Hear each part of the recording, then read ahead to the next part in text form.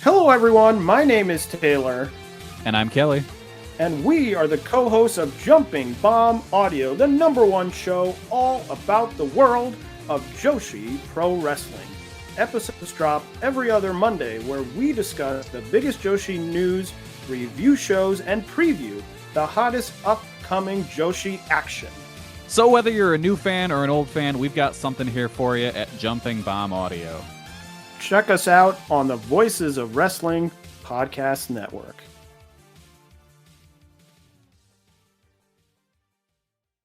This podcast is a member of the Voices of Wrestling Podcasting Network. Visit voicesofwrestling.com to hear the rest of our great podcasts, as well as show reviews, columns, opinions, and updates across the world of wrestling.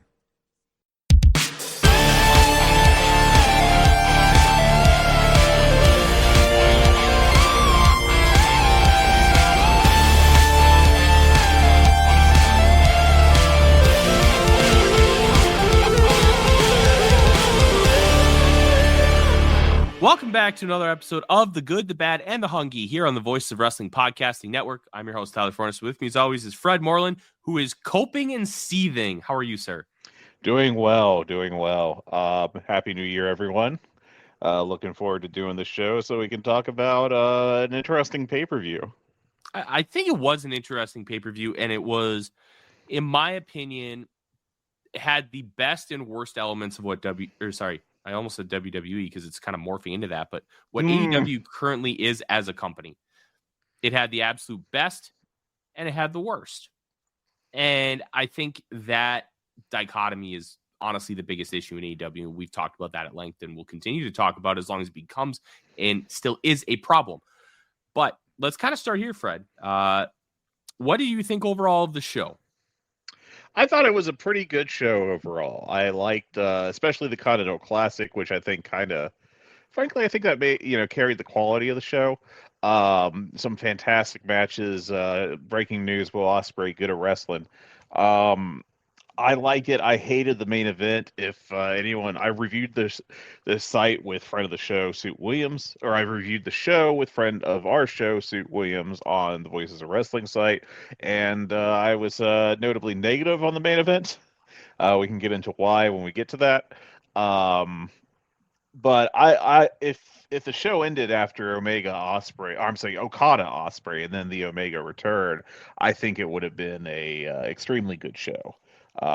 As it was still very good. Let's be clear. I just thought that the main event was awful.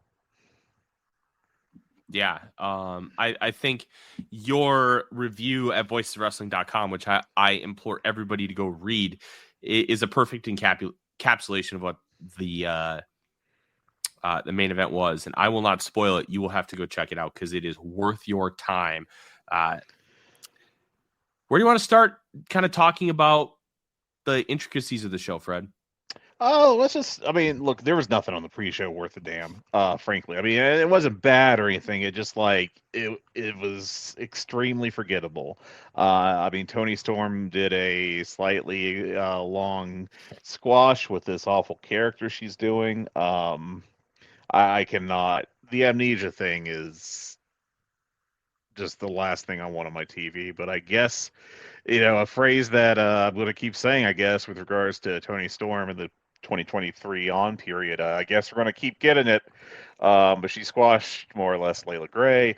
It was like a bang average match. Jeff Jarrett had the most professional match possible with QT Marshall. It wasn't bad or anything. It was just it was an old school, completely confident, we're not trying to steal the show match with Jeff Jarrett and Marshall. I mean, they're, perfect for that kind of outing. It's just, I'm not really going to say, hey, you should go check it out. And then they closed out 0 Hour with an 8-man tag, the Outrunners and Top Flight against Leo Rush. So it wasn't bad. A little good action there. It's just, above average, but nothing I'd say hey, you should check this out. So all that was utterly fine. Yeah, I'm not I did not have a chance to watch the pre-show because the 28th was a big deal in my world. Mm-hmm. As far as what I had going on. Plus, listen, you have to watch the Alamo Bowl. That is mandatory viewing if you are somebody like myself. Plus, I was coming down off of the high that was the Pop-Tarts Bowl, which might be the greatest spectacle in all of sports right now. We had the return of the strawberry Pop-Tart, which was eaten last year. Cinnamon Roll was the Pop-Tart this year. He was booed by his own teammates after that selection. The game MVP, was he not? Yeah. I will say that Wildberry was probably my favorite Pop-Tart. Just what an incredible personality Wildberry is. But enough about the Pop-Tart Bowl. I could talk about that literally all day and how great it is and why it's the best part of college football. But we are not a college football podcast. Unfortunately, we are an AEW podcast. And give us time. Brad, you want to start at the top of the card? Or you want to start at the beginning? Let's go from the beginning and go on down. Okay. We opened with William Ospreay against Kyle Fletcher, and this match ripped. Did it rip? It was so good. I mean, this was just.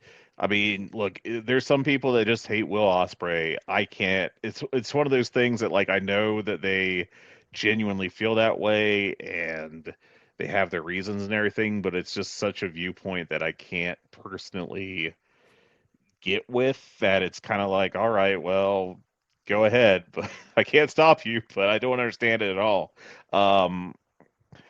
He just Will Ospreay is just such an amazing performer. He's combines elite athleticism with like great match structure and storytelling, I think. Anyone that tells you in 2024 that Will Ospreay doesn't sell has just told you that they don't actually watch Will Ospreay matches and thus can be completely ignored. I don't know. Like, this is one of the very best stretches of a wrestler's career, the past 5-ish years, of all time. I can't praise him enough. He's such an extremely high level talent, and I mean, there's, if you go back and read stuff, you'll find people like, oh, Ric Flair only has the same match all the time, and stuff like that. And like, not every great is going to gel with you. I understand that too, but my God, Will Ospreay is so good, and this, Kyle Fletcher is properly identified and treated as a burgeoning star. I just love this match. I mean, I thought it was one of the best matches of the year. I gave it 5.25 stars because I'm a sicko with that kind of stuff. I loved it. I just loved this. Just an absolute. It was a great continuation of their feud. Kyle is such a great dickhead. Ospreay is a great babyface. Midway through the show, he cuts a fantastic raw babyface promo, which is worth mentioning as well. It was before the Okada match. He was trying to get the fans invested, and I thought he did a fantastic job with it. I love this. Listen, I boldly proclaimed it. I think it was when Will Ospreay came into this company and he had the match. Was it with Swerve or Daniel? I might have been the Danielson match, or was it the Takeshita match? I don't even remember. I'm not sure. I remember when Ospreay came into this company, he had like his first really, really big match. I said Will Ospreay was the greatest professional wrestler to ever live. And every time this man has a great match, I am just reminded that I'm fucking right and everybody else is wrong. And that is not an insult to men like Terry Funk, Mitsuharu Misawa, Kenta Kobashi, Ric Flair. What Will Ospreay does is just, it combines everything that made all those guys great before him, where all the little things matter. He figured out how to sell. And we see this all the time in my world covering the National Football League and the NFL draft. you want to be right. You want your priors to be right. So oftentimes you stick to them way longer than you should. Will Ospreay used to be an atrocious seller. Will Ospreay used to be a spot monkey. He is not those things anymore. He hasn't been for years. And if you genuinely don't think that he's grown in those areas, you either, one, don't know what you're watching, two, are too stubborn to admit that your priors initially were wrong when at one point they were correct, or three, you just hate Will Ospreay because he used to be a douchebag on Twitter. It's one of those three things.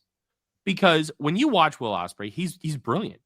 Him coming out looking like he got shot against Okada with the dried blood still on his fantastic. chest, on his face. His tape was covered in it. And then he just had his head wrapped. Just, that's the kind of stuff people would praise Terry Funk for, like, for years, because everything mattered. And Will Ospreay, everything matters. And I think my two favorite parts of this match, one, he won by the Styles Clash, which that was cool. Yeah, Ospreay wins by multiple moves. I think that's great. I think good. It's really good.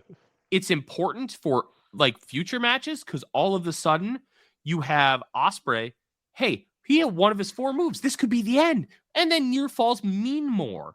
And two, Kyle Fletcher standing on the guardrail and tearing up the sign that says Ospreay's better, only for him to start walking to the left, and the guy pulls up another sign that says Ospreay's still better. That was and so he doesn't good. do anything about it. It's just that was great. That was great. I went 5 stars on this match. A+ to that fad. I genuinely believe this might be the year where you could have a list of only matches that Will Ospreay has been in your top 10 for Voice of Wrestling's match of the year. This is bonkers. What he is doing consistently, no matter the opponent, no matter the situation. You are great because you're facing somebody great, and then there is elevating, and there is having somebody's best match consistently, and that's Will Ospreay. The promos are coming around. He used to be a roughish promo, but he's really good now. Yeah, I mean, it's not just this promo from this show, but this show is a really good example of it. He is adapted really well to the American style. We all knew he would. There were questions about Okada initially because, well, it's Okada. He's not a super fluent English speaker. How they wrestle in Japan is not television wrestling. So they were like, okay, can he do it? We know he can, but how well will he do it? What kind of adaptation will there be? Well, and then he just kind of fucking crushed it. And it's not his fault that he's become bitch guy. But man, did this night end up kind of catapulting him back to, hey guys, guess what? Okada's still here. Will Ospreay's just the greatest of all time. Now, there are a lot of people smarter than me that will disagree, and I completely respect that and those opinions. But I just don't see how you can look at the work of Will Ospreay and say that he's not the greatest of all time when you take all factors considering. The fact that he does all these high spots, links them together, uses great psychology with him. He can do ground-based stuff. He can do everything that you need him to do or want him to do. And he does it at the highest possible level. It's honestly absurd that this man is 31 years old? 30, I think. He has this kind of catalog? Fred, it's wild. Insane. It's utterly amazing. It is like we are watching Wayne Gretzky in real time. Yeah, he is a singular talent. I'm not going to say he's the greatest of all time just because I think that's like a fool's game. But I think I am a coward. It is apparent, though, that he is among the very top echelon of professional wrestlers of all time. And I think that you would be hard-pressed to really... without those, basically, I think you mainly covered the main exceptions and why someone would disagree with this. And I think it's either, I don't agree with those arguments really at all. But he is so special at what he does. And this is a fantastic evidence of it. But I love this match. I couldn't tell you because they happened so quickly. It was so tight. The closing sequence in the Fletcher match was pristine. It was just really perfectly done, and it was a very impressive performance by both men in totality. Fletcher, if at worst case, is going to be like the 2020s Roderick Strong, I think. Like just a guy who is only air quotes here, very good at wrestling. I think there's definitely potential for him to be a top guy. We'll see on the progression of the charisma and promo skills. Those will be very important, obviously, and I think it's early to draw a conclusion off of those. But he, this match was just fantastic. So good, Fred. So good. And speaking of good, Kazuchika Okada defeats Ricochet to also make the finals of the Continental Classic tournament. I think we could have potentially seen better from this pairing, but I thought that this was a very good match. Somebody did the research, and I think it was the flagship guys when they did their instant reaction. They had only been in a ring together twice, and it was the Power Struggle 2015 Road 2 shows. Yeah. So, and who knows if they even touched. I don't know how much they touched or what. It's hard to truly know when it's a 6-man tag. But without going back and watching, yeah. I thought this was really good. I gave it 4.25. I think there's better. I think if they were to have like a couple tag matches and touch a couple more times and get a little bit more chemistry, I think they could do a lot more stuff, especially with how great of an athlete Okada is. But that Rainmaker sells tremendous, and like Ricochet could be an all-timer at that. It's Ricochet. I still think Elite Ricochet is there. It's just taking a little bit to get there. Yeah, I think we saw a very good development in terms of his AEW run this past Wednesday with the heel. Well, not the heel turn, but the angle with Swerve Strickland. I think that I just think that this was a really good match. And here's the thing.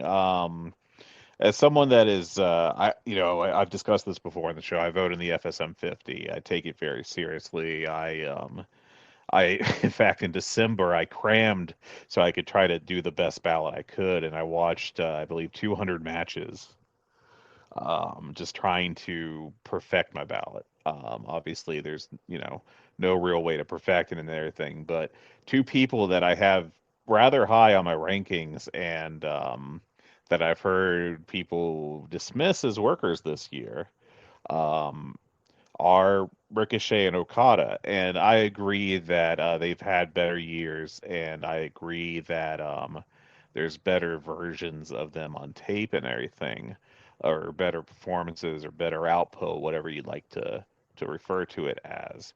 But I also think that if you look at the years they had, I think they both had a lot of notebook matches, especially Ricochet when he came over to AEW.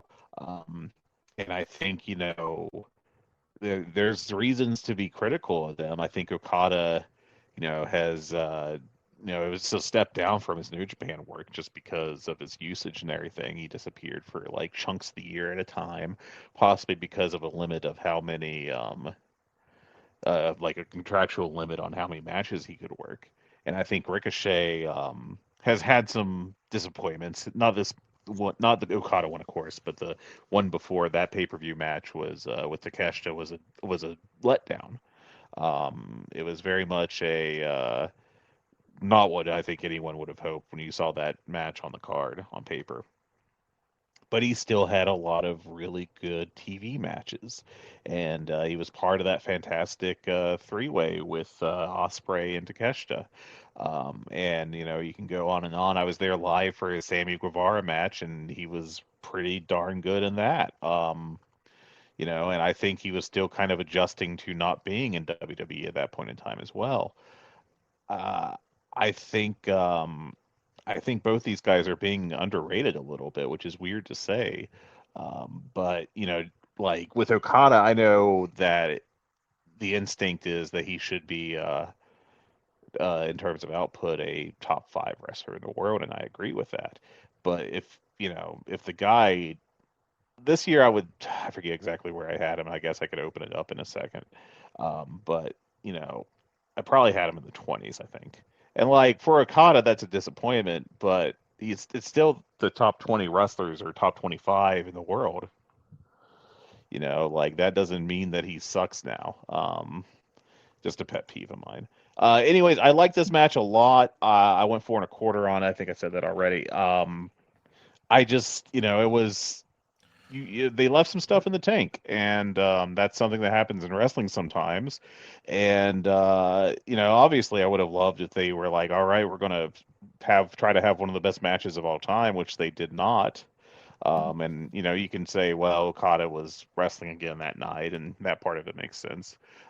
But selfishly, you know, obviously, I would have liked if they went full bore and just tried to outdo Osprey and Fletcher. But you know, since they even if they didn't, they still put out a really good match. So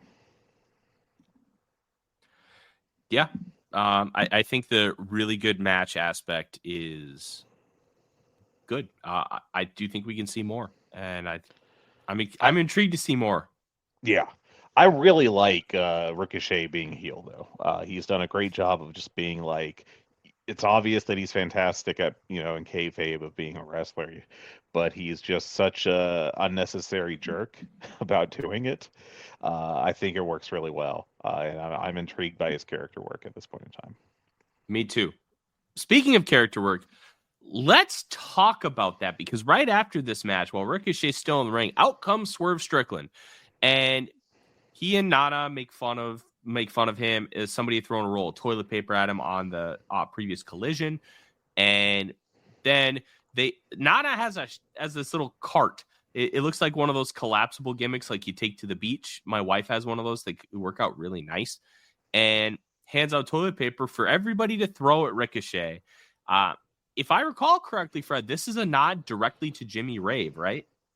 Yeah, I believe so. Who was, of course, part of the embassy with Nana back in Ring of Honor. Um, yeah, I think that I saw some pushback on this angle. I'm not going to say it was great, but I will say that I think the crowd was into it, so that gives it, I think someone compared it to the Roman Reigns Suffer and Succotash promo, and I'm like, well, that didn't work. No one liked that. This at least did get the crowd a pop. I don't think it was like one of the coolest things I've ever seen, but I also didn't think it was egregious, so that's kind of my take on it.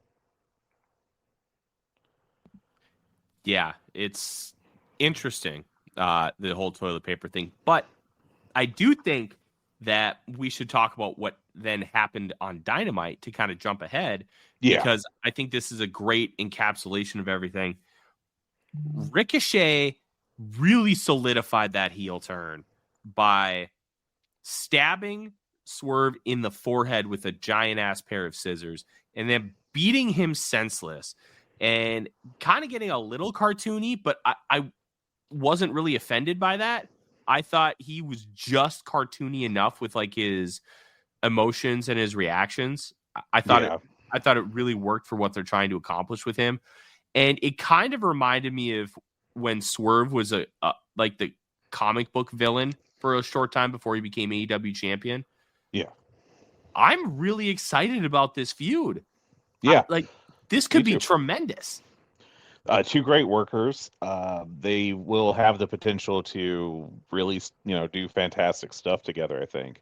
I am very much looking forward to this. One thing that I really liked was Ricochet wearing those glasses that looked like I could only describe them as serial killer glasses. I thought that was a hell of a look. I thought the angle was great. In a 3.5-star match, like pretty good, respectable. Um, but yeah, from what I have seen of this week's Dynamite, I've only watched the first 90 minutes. I thought that was a very strong angle. Very strong angle.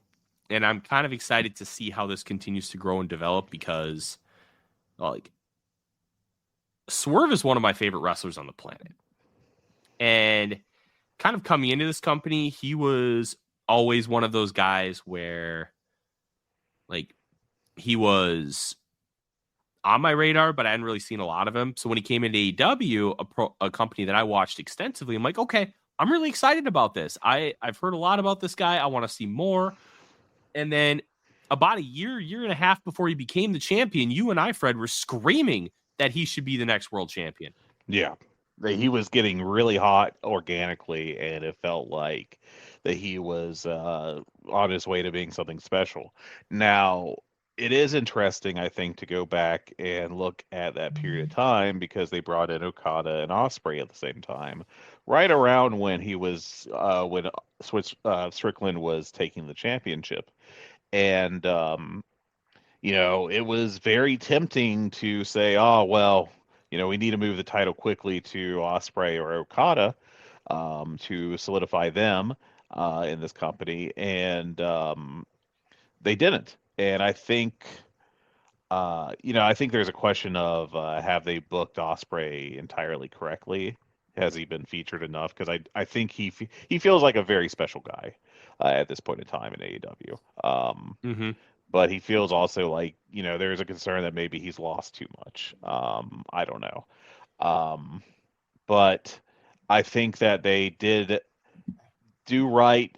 They did a great job of solidifying Swerve Strickland as a real main event star in this company.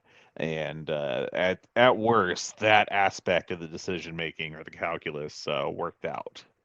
So kudos to them for making that call. I think that they did. They definitely did make things worse by like panicking, and like, oh, we gotta put the title on Osprey, and that, but we also have to make sure that Okada has it because he's a big deal too. The kind of like modern. We have to make sure everyone has the championship so that we all know that they're important people, even though there's other ways to make wrestlers important. Um, and I think in one of the AEW booking wins of 2024 that they didn't, go for that panic kind of move.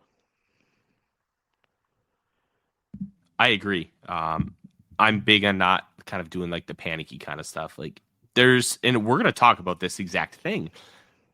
Sticking to your guns versus panicking.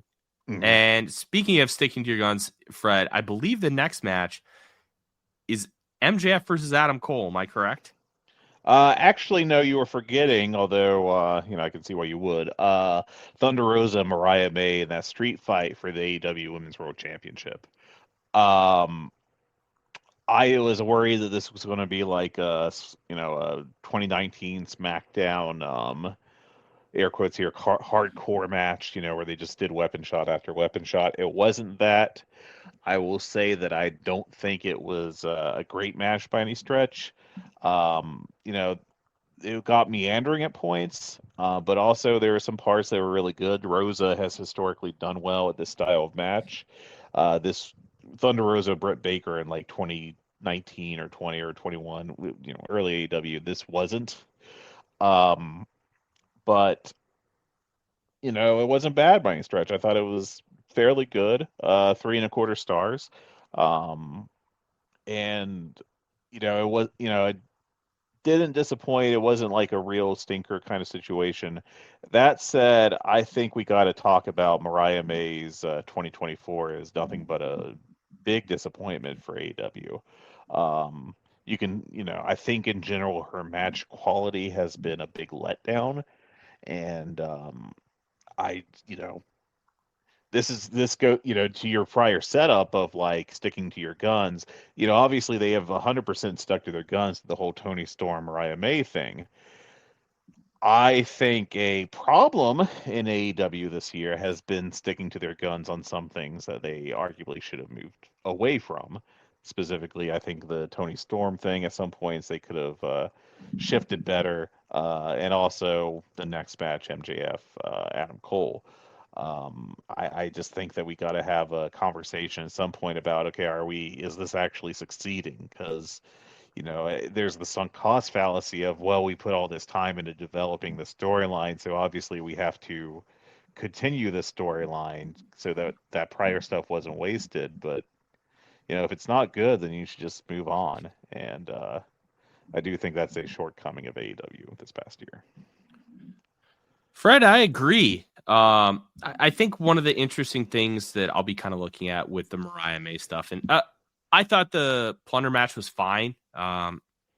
It's weird that they did a plunder match, but you got to wonder about Thunder Rosa's back in that situation if she just can't do a standard match anymore. Yeah, Smoke and Mirrors has its place, Mm-hmm. But I thought it was good. I went 3.5. They worked really hard. I thought the kind of messy Storm Zero spot onto the table for the finish was awesome. Yeah, because that was good. It looked real. It didn't look like a wrestling move. It kind of resembled a fight. And I thought that kicked ass. But I'm just kind of over Plunder. Like, to me, Plunder's got to mean something. This was very much it not meaning something, I think. Yeah, I completely agree. But they worked really hard. Nothing got botched. Hard to complain there. But Mariah May's got to step it up. And even when she came over from Stardom, like, there was a lot of hype and there was a lot of, like, this is bounds of potential. And I still think that potential is there. But it was evident even in Stardom that she was just green. She was raw. And she needed time and nurturing. And I just don't think they've given her enough of that. I think they, like, bringing her in how they did, I thought was the right move. Doing the storyline with Tony, I thought was, even though it meandered at points, the overall construct of it was good. They culminated it well at All In.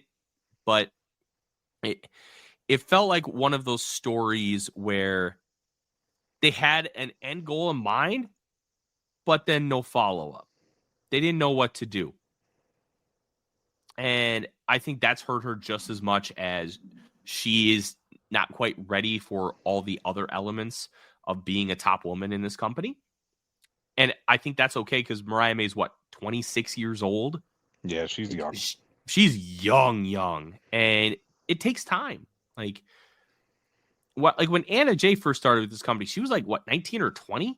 Something like that, like ridiculously young. Yeah, and she's improved, but I don't think she'll ever be like a top woman in this company. But you can see like a ton of improvement from that time, where she first started in major television wrestling to where she is now.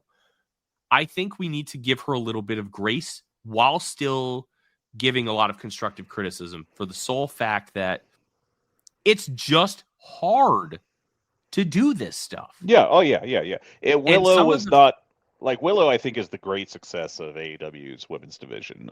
She came in as promising, but not there yet. And in the interim, she has become. If she didn't have like a weird second half of the year, she would have been she would have been a lock for my FSM 50. As is, I had to leave her out just because like the last 3 months of the year she disappeared. From AEW, and most of her other stuff I either didn't get to see, so I can't judge it, or what I have seen is it was just like okay, kind of disappointing. I maybe in a year or two, or even this year, we'll have a real breakout from Mariah May, and she'll really step it up as an in-ring performer. But I don't think you can. I can't, at least. I can't look at what she's done and say that she's really been a success. There's still hope. And I think we'll leave it at that, just because we could just kind of talk in the same points over and over and over again. Yeah. The talent's there. Can they harness it? And I'll be honest, AEW hasn't done a great job of harnessing talent and really nurturing it and developing it. They've done a great job of guys who are already there. It's kind of like the NXT thing. who did NXT really grow and develop? Right. Yeah. Like Sasha was an indie worker who was really good by the time she got there. I guess your biggest success is probably Charlotte Flair, but even so, she's fucking Ric Flair's daughter. Yeah, Like, she should be good, like Mhm. just now I also understand that that David Flair existed, right? Yeah.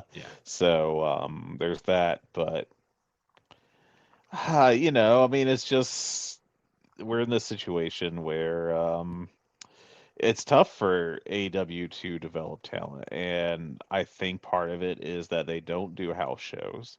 I've long said that they should have like a integrated talent agreement with indie companies to like have some of their younger talent appear on those shows and send some veteran, Dustin Rhodes comes to mind, but someone to like go to these shows and be like, oh, okay, so the ring is properly set up. They don't, I'm here on the behalf of AEW to make sure that, their talent is treated well.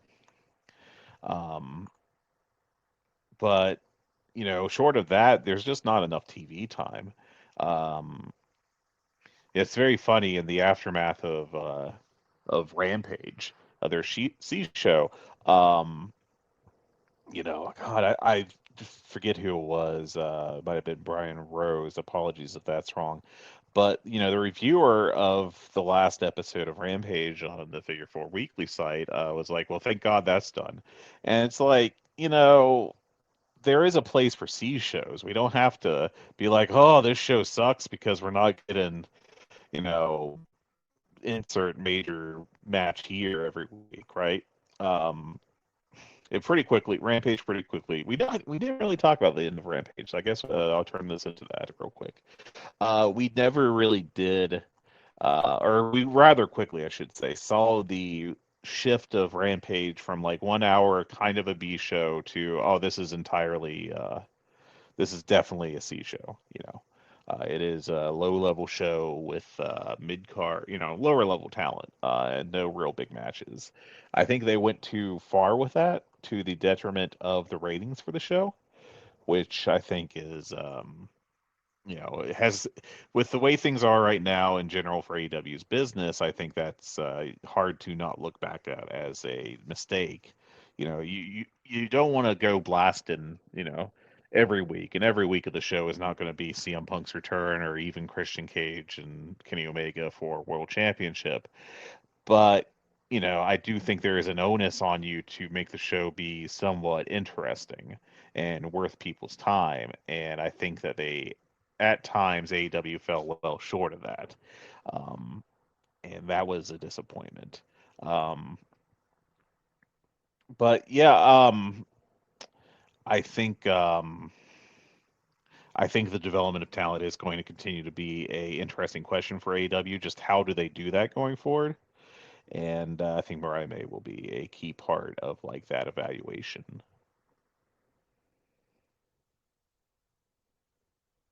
Yeah, Ta-da. I'm really excited to kind of see how that grows and evolves. And speaking of growing and evolve, let's grow MJF and Adam Cole out of this fucking bullshit. This might have been the worst well-worked match I've ever seen in my life. Yeah, it was fine. There was nothing offensive about the work. I thought technically it was sound. The match structure even makes sense. But good Lord, was it awful and a giant stack of crap. I don't want anything to do with this. It feels like, based on Dynamite, that we're finally moving away from this bullshit, which thank God. This sucks. It's irredeemably bad. I think it's always going to be kind of amazing that they went back to the storyline at all. I didn't hate this match. I thought the match was reasonably well worked. I thought that the crowd was kind of into it, and kind of not. It definitely, if you went from like the early days of the Brochacho storyline and went to this crowd reaction to their blow off match, I think you'd be impressed and not in the good way. So I'm just glad they finally blew this off. I mentioned the sunk cost fallacy earlier. I think they were majorly AEW. Another big error they made was not just saying, "Okay, listen, Adam Cole's healthy. I know that we have this set up for a big blowout or blow off between you and MJF. We're just not going to do this." And they kept doing it, and they did not get over. They got very tepid reactions to the return of Adam Cole. I thought Adam Cole, I thought he lost a lot of juice with his return, and I think they did him no favors pairing him with MJF on that return. I don't think anyone really wanted to see that, and I'm glad it's over. Hopefully, maybe one day we'll be able to have those two in the ring again and not have the crowd instantly turn on it. But I am kind of dubious.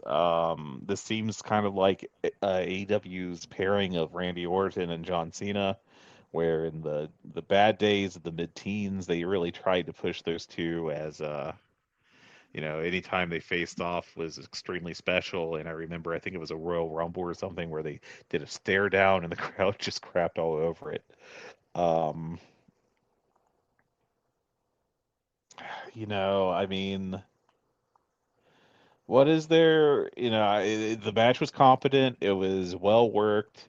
Um, it was structured well, and it was fine. It was 3 stars. It was like a total gentleman's 3. I have nothing else to really add here. I'm just glad it's over. Me too. It sucked. Yeah, let's move forward, Fred. What's the next match? Next, TBS. It was the International Championship. Konosuke Takeshita defeating Powerhouse Hobbs to defend it. This was really good. I'd hope for a little better, just considering the guys. I think Hobbs, if he was not injured, would have been like a top 50 guy this year, or at least in contention. There was a really interesting moment in this match where Takeshita tried to do a power slam on Hobbs, or I'm sorry, a superplex, I should say. And I'm not sure like whose fault it was or what really happened there. But they kind of both fell off and lost their balance, and it looked dangerous. But both guys were okay seemingly. But that got the crowd more invested in the match. So like when we talk about like a fortunate botch, this is a great example of that. This really, unexpectedly, and I don't think this is something that most people would have. If you told someone these two people were having a match and they messed up a superplex, you would not expect the next sentence to be, and then the crowd got really into it because of it. But it really did. I thought Takeshita was more methodical here than I expected. I wonder how much of that was like this is Hobbs' first really big singles match since his return, versus like just Hobbs' style or what. It was a little interesting. But I thought this was a lot of fun. I gave it 4 stars. Takeshita, it was a little sudden of a finish, but Takeshita just kind of kicked Hobbs in the knee and then hit the Raging Fire and won. And that was it. But I thought Hobbs came off really well here. I'm interested to see what is next for him. And I liked this match a lot, man. I came away from this match, Fred, thinking that the one match I want to see more than any other in the world right now, other than Kenny Omega versus Kazuchika Okada, is Powerhouse Hobbs versus Shingo Takagi. Hell yeah. The other one that I would really like to see, I want to see Powerhouse Hobbs versus Takashi Sugiura. Yeah. Oh. Yeah. That would rock too. I'd enjoy that. Or Kitamiya. Oh, Kitamiya would be great too. Just Yeah. like I would love for Hobbs to get a huge push in this company. I don't know if it'll ever happen, but I would love for Tony Khan to be like, you know what, Hobbs, I love you, but I don't have enough for you right now. Why don't you go to Noah for 3 months and just beat the shit out of people? Like, Yeah. that would be so much fun. Or even, obviously New Japan with the strong division would be a good spot that he could hang out at. Just, Um, I just need more Powerhouse Hobbs. He fucking rules. And the clock's ticking. He's like 34 or something. He's old. yeah. Yeah, I mean, I thought this was very fun. So, I think I would love to see Hobbs. He needs a massive push in 2025. This needs to be a year of Hobbs. But, I heard on the post pay-per-view flagship that Lanza and Rich Kraetsch were hypothesizing that the issue, or that Tony Khan just doesn't like pushing big guys, and I can see some evidence for it. I think he's been very much wanting to develop Hobbs as a guy, so I think that's kind of a counterpoint to it. But I think Lance Archer has been terribly underutilized. Um, but other than that, I mean, I don't know that he's really gone all in on pushing any larger people that he signed. But Yeah, I found that very, very interesting. Very, very interesting because he's got a point. I still think Lance Archer should have been like a champion at some point. And I would have made him the first TNT champion over Cody. You can't argue that the Cody TNT title run was one of the best runs that we've had in this company ever because of what it did for so many people. I don't think I can't get on board with saying that Cody should not have had the first TNT title run the way it went. I think it was such a success, but I agree that I'm surprised Archer has not been featured more in AEW. He's a great talent, and I think that they could have really added some stuff at some points, and instead he spent a lot of time on the sidelines, which I can't really get with. But here we are. Yeah. Now let's get to one of my favorite matches of the night, Fred. TBS title. Mercedes Moné versus Chris Statlander. How great was this? Is this the best non-plunder women's match in AEW history? A contender for sure. Mercedes Moné, when she came in, I was down on her performances. First of all, they really wanted to have her talk a fair bit. Again, I wonder if she has a limit on how many matches she'll work a year. Just kind of how she's been used. That's a interesting question I have that would not get answered, I don't think, anytime soon. But I also think that they wanted their matches to feel special. Early on ones, I think, were very underwhelming, and you can point to some of her opponents as part of the problem there. But regardless, she's supposed to be one of the best women's wrestlers in the U.S. history, and she's underwhelming at first. It's just facts. She has the second half of this year. She's really pulled it together, I thought, and I think she's had a strong last few months. The Chris Statlander series has been phenomenal. I thought the Willow Nightingale match which was back in May, of course, but was also fantastic. She also had the Hazuki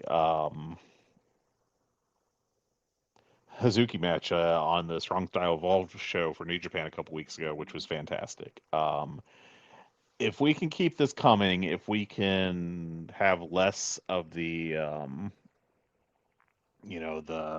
bad like straight out of NXT segments that she was doing for a little bit with like Okada and him like being implied to have a crush on her kind of stuff, which not great. I am up on her heading into 2025, and I'm very glad that that is the case. Yeah, I thought this was great. I loved the pile driver spot on the apron. I thought Monet. I want your opinion on this because I didn't think this was chicken shit. I thought this was really tactful. Getting Statlander's boot caught in like the ring apron where they have like the weaved wire, so she had to take her boot off in order to finish the match. I thought that was brilliant. Yeah, that was cool. It didn't scream chicken shit to me. What do you think? I liked it. I thought it was an interesting idea. I thought it worked well. It was very Eddie Guerrero, which of course it was, right? Yeah, well, of course, yeah. I mean, it's it's Mercedes Moné. I mean, we're legally required. This is me saying this, but we're legally required to have at least one Eddie Guerrero match in everything she does.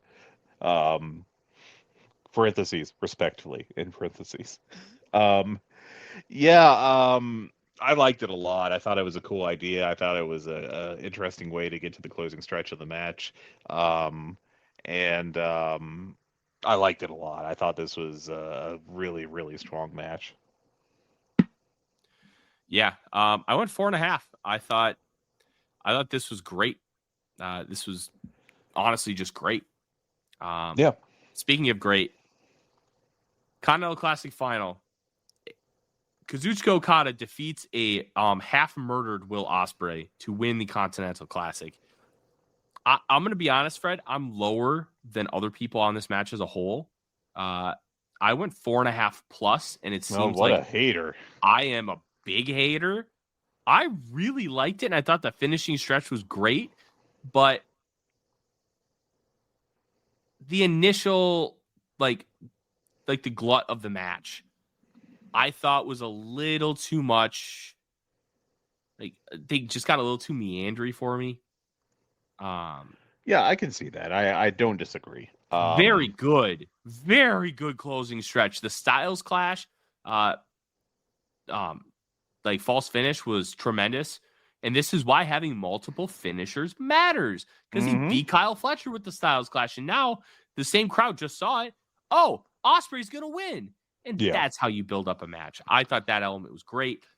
But it just, I'm like, I keep hearing people saying, like, this is like a classic G1 final. And I'm like, just a notch below that. I thought it was great. I thought these guys busted their asses. But this is going to hit my match of the year list. And I think I'm in the minority there based on kind of how people are talking. Like, it's not going to sniff it. But I loved it. It was great. Yeah, I thought it was really good. It's okay to like just have a match be like really good and not match of the year, and I think that's what they did here. Yeah, exactly. Just it was nice to see Okada be Okada, and we got to see that. Yeah. But it was more about the post match with this, where Christopher Daniels comes out and says, "Hey. As of today, I'm no longer an EVP with All Elite Wrestling." And then everybody knew it was coming, and it did not disappoint. Kenny Omega does not come out of the heel or face tunnel, comes out of the new Okada tunnel. Yeah. And looks like $1 billion in his suit, looks like he's in incredible shape, hands the belt to Okada, and then they have the camera shot, which I'm really excited for the WrestleTix update on this, because it was a shot of Omega Okada facing the Grand Slam banner. Those two are wrestling in Texas. Yes, I don't know how we get there, but that's going to happen. They were not particularly subtle about it either. It was very funny how they were like, "Hey guys, it's happening," without saying anything. Yeah, but it was like the most obvious shot they could make to be like, "Listen, it's happening." And now we know. Yeah. Not a complaint, to be clear. Just me saying, like, look, if you're not walking away from this thinking, oh, we're going to get these two in a match in the big stadium show, I don't know that I can help you. It's hard to make that more obvious, I think, but Yeah. Uh, just, I can't wait for Omega versus Gabe Kidd. I think that was going to be phenomenal. I think Gabe Kidd it's going to be his coming out party because everybody, like, there are a lot of people who really believe that Gabe Kidd could be a guy. yeah. And I think he's got all the talent and charisma to be a guy, but he just has not quite gotten to that point yet. And I think this is the coming out party. This is when you potentially see like this War Dog start to turn on him or him leave the War Dogs, however that ends up manifesting. And you get to see Gabe Kidd really spread his wings and fly. This is it. This is when it's going to happen. And I'm really, really excited, Fred, to see that because I think Gabe Kidd could be fantastic. Yeah. I think honestly, I think he already had a fantastic year.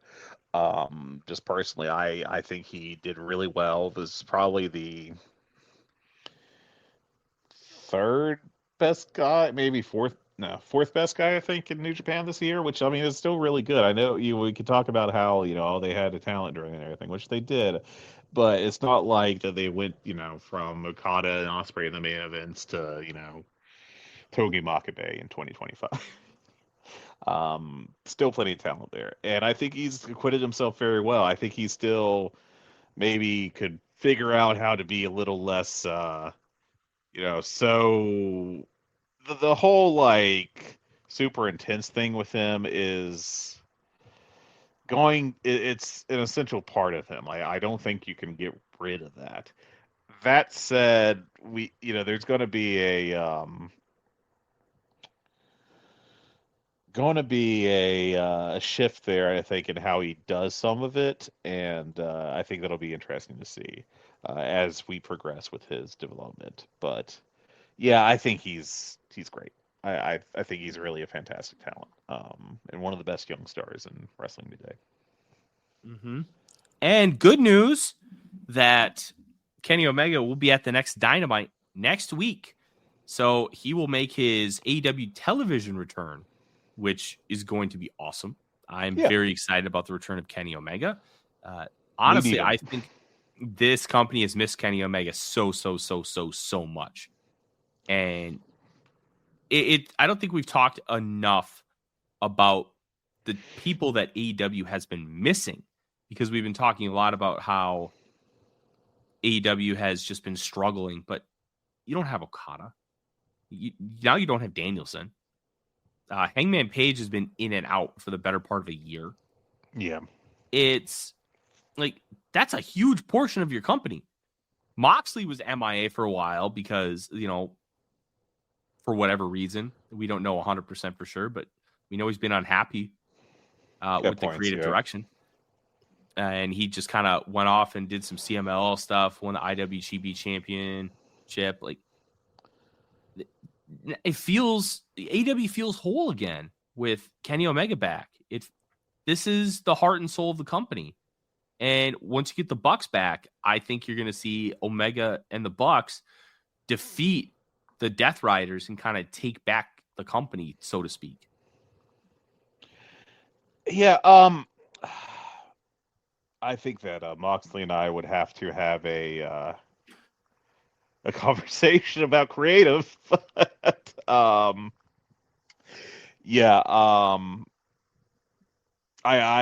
think that AEW has been a little snake bit in certain ways. I think some of it's been self-inflicted. Let's be clear. And I think we're seeing some progression of symptoms of issues that have been under-addressed, or just would be too difficult to address in like 3 months, which I think they are going to be facing. But yeah, I'm I'd love to see AEW at full strength, but boy, anymore, I think that's like a theoretical thing more than anything that could even be practical. Because you'd have to start including like, Ricky Starks, that's a guy that I think is fantastic. I love Ricky Stark, and I don't, it's a big question of like, where does he fit into AEW anymore? And I don't think that's like him wanting out or anything. I think there's it's very weird, the stuff that's going on there. Let's just leave it at that. That's we'd obviously love for AEW to have a better 2025 because there's been some shortcomings, but it'd be something to keep an eye on. Yeah, I agree. Now let's get to the worst part of the show, and that was the four-way. Jon Moxley pins Switchblade Jay White to retain his title. Fred, I'm going to be honest. I thought the closing stretch was pretty good. I hated this. There was no juice. Nobody cared. The wrestlers worked hard, but I just thought this stunk. Yeah, I can't cite a lack of effort or anything on this match, but I went dud on it. I just hated it. 0.0. I don't. The initial turn of the Death Riders was so good, and what we have got since then is so disappointing, and I just don't see them. I don't get the feeling that it's being corrected. AEW does seem to have an issue where top card things have to like sometimes they may stumble out of the gate a little bit and then they gotta right themselves. That's been happening seemingly more and more with AEW these days. It'd be nice to not have that. Ideally, I think you'd like your booking to be good out of the gate, but call me crazy. I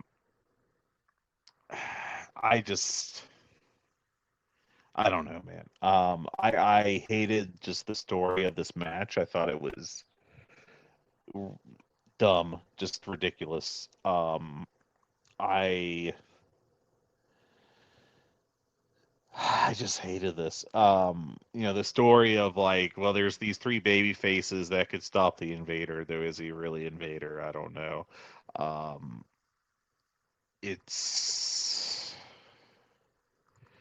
But they can't get along because they keep fighting themselves. I think that just kind of makes your baby faces look dumb, frankly.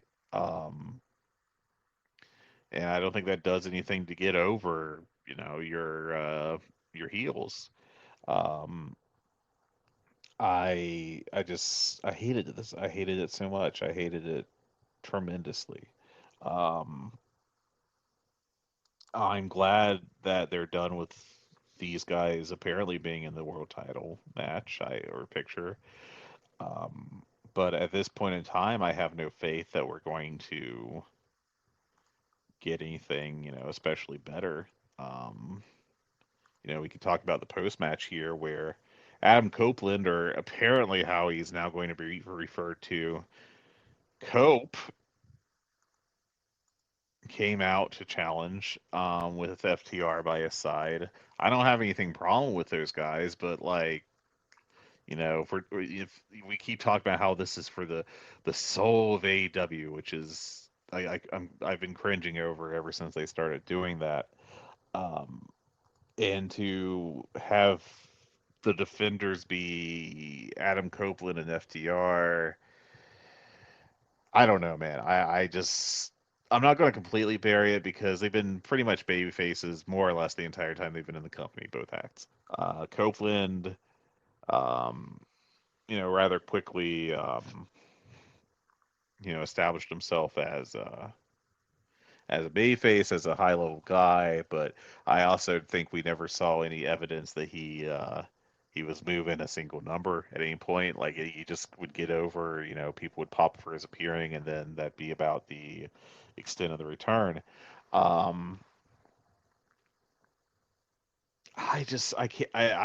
don't care. I just don't. This doesn't do anything for me. Watching the start of Dynamite, I haven't got to the last half hour with Adam Copeland in it, but the first half, the very start of the show, I frankly feel bad for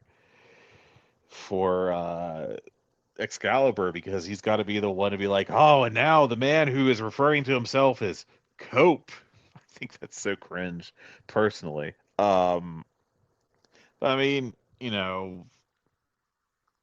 ignoring all that, I don't have I don't have a problem with Copeland theoretically being like a hey, I'm going to stop you kind of guy, but I don't feel like it's really going to matter. I don't think it's going to be a success, and this is a company that's already struggling mightily with the box office, and if they originally slated this angle to take 9 months for someone to beat John Moxley, I think I'd be talking about maybe making it 4. It's about moving the timetable up a little bit. But this we've already said this company is one that it is hesitant to change things sometimes, and that works out so well sometimes, and at others not so much. I don't mind the Cope thing, and I'm going to be in the minority. I kind of thinking about this. One, I wish it was somebody else. Like, I think you could have found a better guy for this spot, but Cope's going to work extremely hard. You can tell he's motivated, and I think he really does want to work with John Moxley. Sure. I don't doubt. Let's not act like that he's brave. Yeah, This is not me actually burying him, but brave enough to work the main event. No, I mean, just work with the I'm just wrestler kidding you. John Moxley. I know. I'm just messing with you. I know exactly what you mean, and that's completely fair. 2, I almost think like FTR and Cope are good soldiers for this war in a roundabout way. Yeah, don't have a problem with them really, but it doesn't seem like a drawing thing to me is my criticism. Yeah. Ibu of WrestlePurists had a really good point where he talked about when WWE guys don't become WWE guys anymore and they just become, wrestlers in their new company. It's when they do, it kind of talked about when they do enough to completely separate themselves from their previous company. Right. I think FTR is so far away from the revival that I don't consider them ex-WWE guys anymore in that kind of sense. Exactly. Cope, I don't think will ever be a true ex-WWE guy, but you can tell that dude is just fired up and passionate to be a pro wrestler, and he is all AEW. He is not taking shots at WWE. He is just all about what are we doing and how can we make it great. Yeah, and I like having him around in that sense. This is not like an outright criticism of him as anything he's done. I think he had I think the return on him as far as effort has been higher than I feared it would be, and I definitely give him credit for that and praise him for that. I don't know that he's making a difference at the box office. This will be a big test of that. But I guess you could just counterpoint that with is anyone, and I guess, you could, that's fair enough. I can't really disagree, frankly, but I think that this, AEW's top priority should probably be trying to get to the next hot act. And I think that going with the next challenger being Adam Copeland just kind of delays that. And it's not a criticism of him. I just don't see the path to drawing. Yeah, I don't know if there's necessarily a path to drawing, but I think the in-ring will be good. I think that they'll be really interesting. And I like to kind of get back to my original point.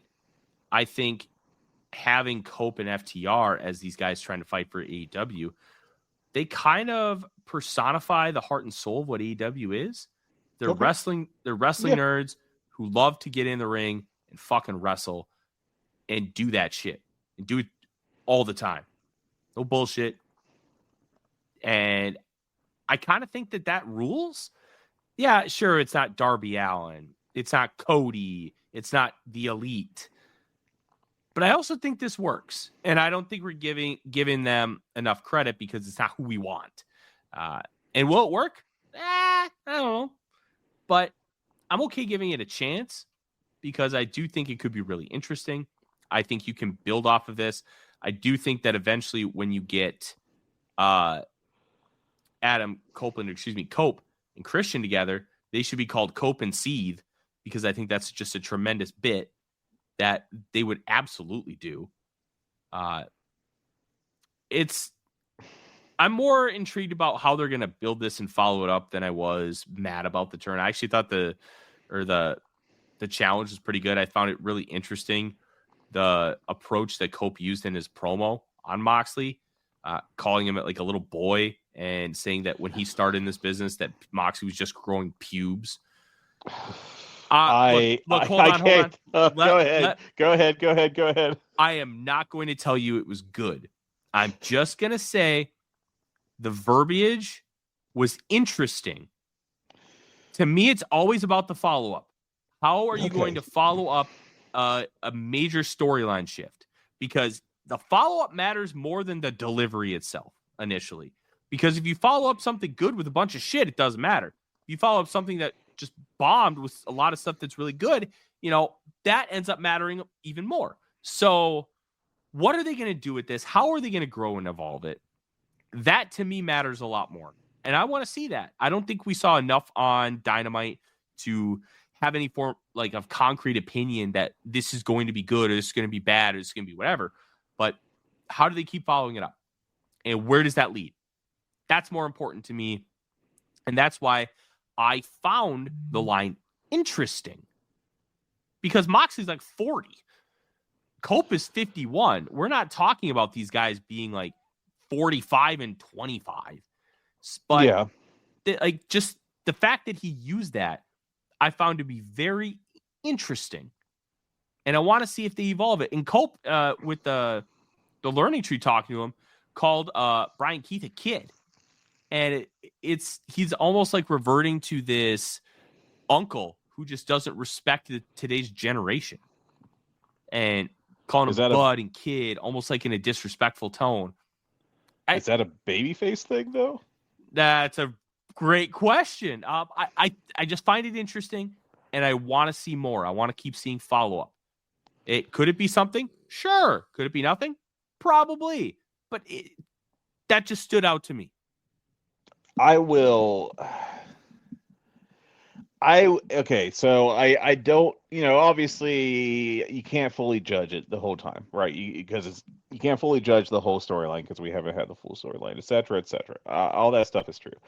One thing I do want to say is I think I am 100% I'm going to start a theory that maybe we should not be letting Adam Copeland be doing shoot promos or comments because this is the second time he's done one, and it's been a little like, we sure we want to be making that point?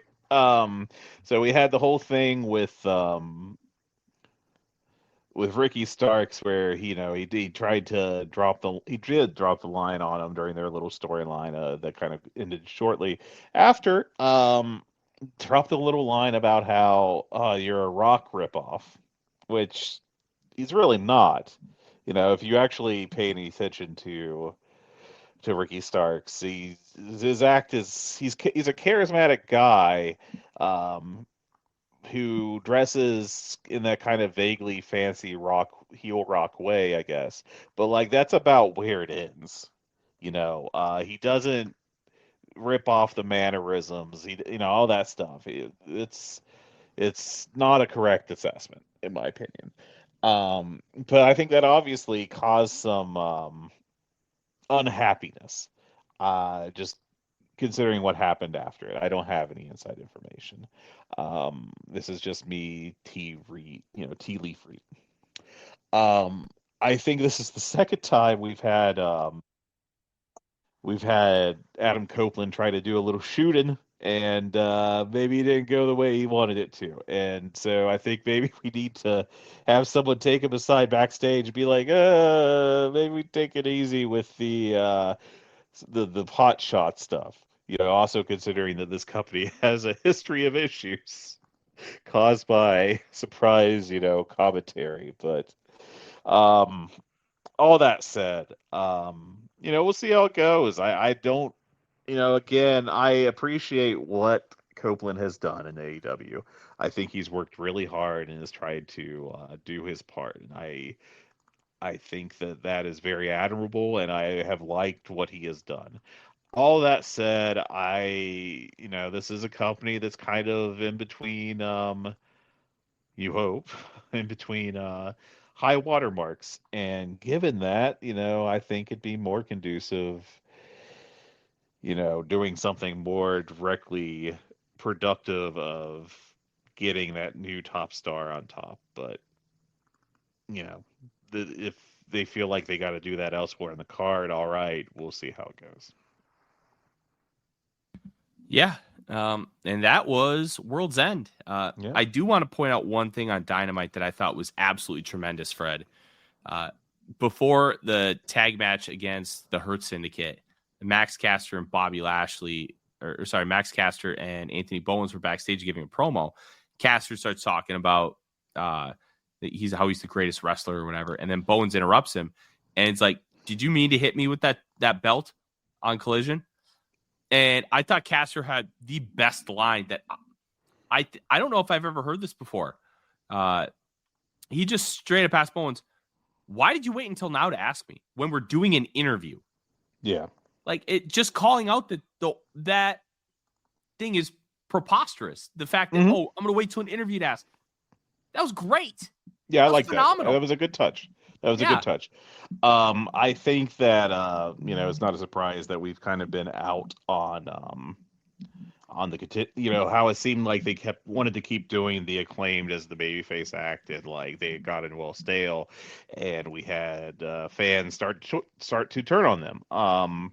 I think it's obvious that a change was needed, and I'm glad we're changing it. I'm interested to see where this goes. I think that this could work out well. I think I personally believe that Caster, sorry, I got tongue tied there, is a much better heel than he is a babyface. So we'll see how this continues to develop. But I think this lines up better with Caster's strengths than weaknesses. And so I'm happy that we're getting this development. Me too. Long overdue. Anything else from you on this show, Fred? I don't think so. Hopefully, I just really hope that we get a better main event picture and that we don't fall into more traps that AEW sets for themselves with their booking in terms of like, oh, we have this storyline that we've started, we have to finish it. I think that they just absolutely sometimes need to evaluate and move on when it is necessary. And a couple storylines that I would have ended long ago finally were blown off at this pay-per-view. So hopefully we will continue to move in the right direction. Yeah. Thank you guys so much for listening. If you have not understood the glory that is the Pop-Tarts Bowl, please just go YouTube the Pop-Tarts Bowl or search it on Twitter/X. A ton of great stuff from the Pop-Tarts Bowl. If AEW did a pay-per-view like the Pop-Tarts Bowl does with the bowl game, it'd be phenomenal. It might be the greatest thing pro wrestling's ever done. But alas, I am Tyler. He's Fred. Please like, subscribe, give us 5 stars, and have yourself a very cope and seed week. Take care of yourselves, everyone.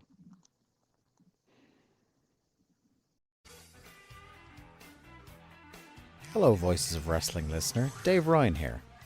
Have you ever wondered to yourself how many hidden gems are hidden away inside the last years of World Championship Wrestling? Have you ever asked yourself how many tenuous gags can be made about the name Mike Enos? And have you ever thought about what it sounds like for 2 Irishmen to interpret a very chaotic company through its B-show? The answers to all this and more are just a click away. Check out Days of Thunder every second Thursday on the Voices of Wrestling Podcast Network.